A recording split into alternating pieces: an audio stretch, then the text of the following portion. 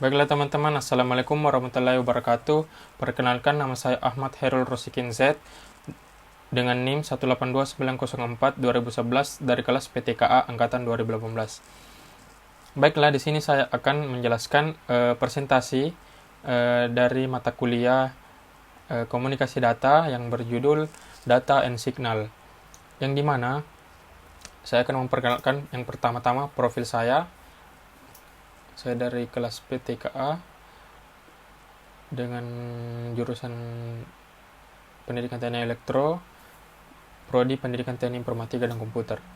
Baiklah, selanjutnya saya akan memperkenalkan materi presentasi ini, Data and Signal, yang dimana saya akan menggunakan aplikasi PowerPoint yang saya buat. Oke, selanjutnya kita masuk di materinya. Yang pertama ada analog and digital, di mana analog adalah sebutan dari sebuah sinyal yang mempunyai bentuk gelombang dengan cara kerja yang berkelanjutan. Sinyal analog membawa informasi data dengan mengubah karakteristik gelombang. Parameter yang digunakan oleh sinyal analog menggunakan dua parameter, yaitu amplitude dan frekuensi. Selanjutnya, digital adalah hasil dari pengembangan temuan dari analog. Sebelum adanya digital, kita sudah terlebih dahulu mengenal analog. Bisa dibilang adalah bentuk modern dari analog. Dengan demikian, digital memiliki bentuk yang lebih maju. Digital adalah sinyal data dalam bentuk pulsa yang dapat mengalami perubahan secara mendadak atau tiba-tiba dengan perubahan yang memiliki besaran 0 dan 1. Selanjutnya, meskipun sama-sama sebuah sinyal, analog dan digital tetap saja memiliki perbedaan. Bukan hanya berbeda pada nama saja, tetapi kedua sinyal ini juga memiliki perbedaan pada penerapannya. Walaupun saat ini sinyal yang paling banyak digunakan atau diterapkan adalah sinyal digital, bukan berarti sinyal analog sudah tidak digunakan lagi. Tetap masih banyak teknologi yang menggunakan konsep analog, walaupun lebih banyak digital. Berikut bentuk sinyal analog dan digital. Ini adalah gambar dari bentuk sinyalnya analog dan digital, teman-teman. Kalau analog signal itu dia agak lika-liku begitu, dan kalau sinyal digital dia liku-liku tapi dia agak kotak ya, kalian bisa lihat gambarnya. Selanjutnya saya akan menjelaskan lagi perbedaan analog dan digital, yang dimana yang pertama, digital lebih cepat. Perlu kita ketahui bahwa di sistem digital memiliki kecepatan transfer yang lebih cepat dibanding dengan analog. Yang kedua, analog lebih sensitif. Jika menggunakan sistem analog akan lebih rentan terhadap berbagai macam gangguan, sehingga sedikit saja hambatan yang dilalui oleh analog akan menyebabkan terganggunya transaksi informasi. Sedangkan jika menggunakan sistem digital, hal seperti itu tidak akan menjadi hambatan karena sistem digital diklaim dan terbukti lebih kebal dari berbagai macam gangguan, sehingga penggunaan sistem digital lebih aman.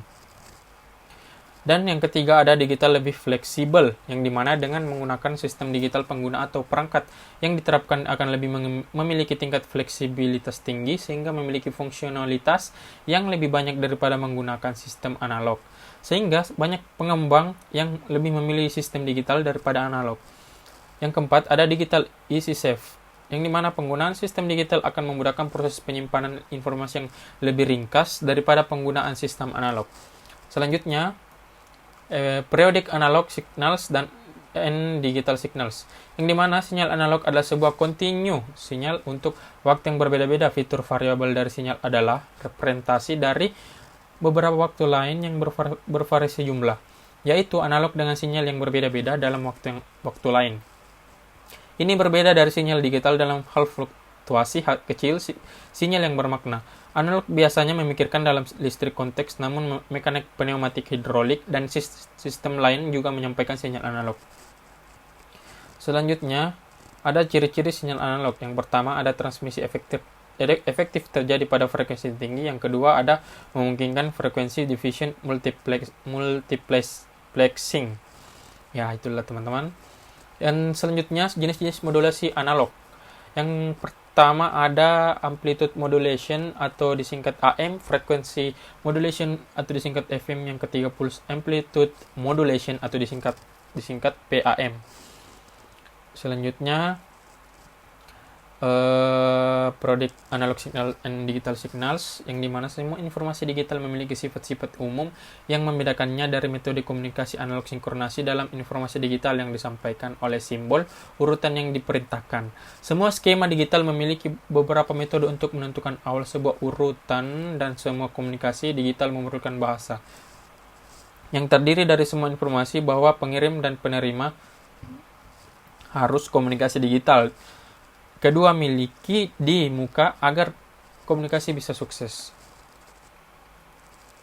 Selanjutnya ada ciri-ciri sinyal digital yang terbagi menjadi 4. Yang pertama, mampu mengirimkan informasi dengan kecepatan cahaya yang dapat membuat informasi dapat dikirim dengan kecepatan tinggi. Yang kedua, ada penggunaan yang berulang-ulang terhadap informasi tidak mempengaruhi kualitas dan kuantitas informasi itu sendiri. Yang ketiga, ada informasi dapat dengan mudah diproses dan dimodifikasi ke dalam berbagai bentuk. Yang terakhir, ada dapat memproses informasi dalam jumlah yang sangat besar dan mengirimnya secara interaktif. Selanjutnya, jenis-jenis modulasi digital. Yang pertama, ada amplitudo shift keying yang disingkat ASK. Yang kedua, ada frekuensi shift keying yang disingkat FSK. Yang ketiga, ada phase shift keying yang disingkat PSK. Selanjutnya, ada transmission impairment, yang dimana data transmisi melewati transmitter atau pemancar dan receiver atau penerima melalui media transmisi.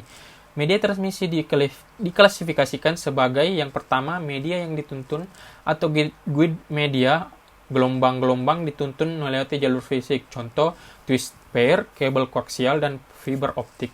Yang kedua, ada media yang tidak dituntun atau unguided media, menyediakan suatu device untuk mentransmisi gelombang elektromagnetik tetapi tanpa menuntunnya, contoh penyebaran melalui udara, hampa udara, dan air laut. Yang selanjutnya, sistem-sistem transmisi atau menurut definisi ANSI. Yang pertama, ada simplex sinyal ditransmisi dalam satu arah saja, stasiun yang satu bertindak sebagai transmitter dan yang lain sebagai receiver. Yang kedua, ada half duplex. Kedua stasiun dapat melakukan transmisi tetapi hanya sekali dalam suatu waktu. Yang terakhir, ada full duplex. Kedua stasiun dapat bertransmisi secara simultan, medium membawa dalam dua arah pada waktu yang sama. Selanjutnya, ada konsep time domain. Yang pertama, ada sinyal continuous dan discrete. Kita lihat teman-teman gambarnya ini. Dan yang kedua, ada dua sinyal periodik, gelombang sinus dan gelombang kotak. Ini gambarnya. Oke, selanjutnya transmisi data analog dan digital. Yang pertama, ada data didefinisikan sebagai entiti yang mengandung sesuatu arti. Yang kedua, ada signaling atau pensinyalan, yang dimana tindakan penyebaran sinyal melalui suatu medium yang sesuai. Yang ketiga, ada transmisi, komunikasi dari data dengan penyebaran dan pemrosesan sinyal. Berikut, ada data dan sinyal. Data analog dapat merupakan sinyal analog. Demikian pula data digital dapat merupakan sinyal digital. Berikut adalah gambar pensinyalan analog dan digital dari data analog dan digital. Ini gambarnya, teman-teman. Oke, saya next. Next, ada data dan sinyal, yang dimana data analog diperoleh pada nilai-nilai continuous dalam beberapa interval, contoh suara, video. Yang kedua, ada sinyal. Sinyal analog adalah gelombang elektromagnetik continuous yang disebar melalui suatu media tergantung pada spektrumnya. Selanjutnya, next, kelemahan-kelemahan transmisi. Pada sistem komunikasi manapun, sinyal yang diterima akan selalu berbeda dari sinyal yang dikirim pada sinyal analog. Hal ini berarti dihasilkan variasi modifikasi random yang menurunkan kualitas sinyal. Pada sinyal digital, yaitu terjadinya bit error, artinya binary 1 akan menjadi binary 0 dan sebaliknya. Kelemahan yang paling signifikan yaitu yang pertama, ada attenuation dan attenuation distorsi atau pelemahan dan distorsi oleh pelemahan. Yang kedua, ada delay distorsi atau distorsi oleh delay. Yang ketiga, ada noise. Selanjutnya, next, attenuation. Kekuatan sinyal akan melemah karena jarak yang jauh melalui medium transmisi apapun. 3 pertimbangan untuk perancangan transmisi. Yang pertama ada sinyal yang diterima harus mempunyai kekuatan yang cukup sehingga penerima dapat mendeteksi dan mengartikan sinyal tersebut. Yang kedua ada sinyal harus mencapai suatu level yang cukup tinggi daripada noise agar diterima tanpa error. Yang ketiga ada attenuation adalah suatu fungsi dari frekuensi. Next, berikutnya ada delay distortion. Terjadinya akibat kecepatan sinyal yang melalui medium berbeda-beda sehingga tiba pada penerima dengan waktu yang berbeda. Grafik nomor 1 menggambarkan attenuation tanpa ekualisasi atau perataan, di mana terlihat frekuensi tinggi mengalami pelemahan yang lebih besar daripada frekuensi rendah. Grafik nomor 2 menunjukkan efek dari ekualisasi. Ya, kita bisa lihat teman-teman gambar di samping. Oke, kita next. Noise adalah tambahan sinyal yang tidak diinginkan yang masuk dimanapun di antara transmisi dan penerima. Dibagi dalam 4 kategori. Yang pertama ada thermal noise, yang kedua ada intermodulation noise, yang ketiga ada crosstalk, dan yang terakhir ada impulse noise. Selanjutnya ada kapasitas channel. Kapasitas channel atau disingkat menjadi kanal menyatakan kecepatan yang mana data dapat ditransmisikan melalui suatu path komunikasi yang diberikan atau channel di bawah kondisi-kondisi tertentu yang diberikan. Ada 4 konsep di sini yang akan dihubungkan satu sama lain. Yang pertama ada data rate, adalah kecepatan dalam bit per second atau BPS di mana data dapat berkomunikasi. Yang kedua ada bandwidth, adalah bandwidth dari sinyal transmisi yang dimiliki oleh transmitter dan sifat dasar medium transmisi dinyatakan dalam cycles per second atau hertz.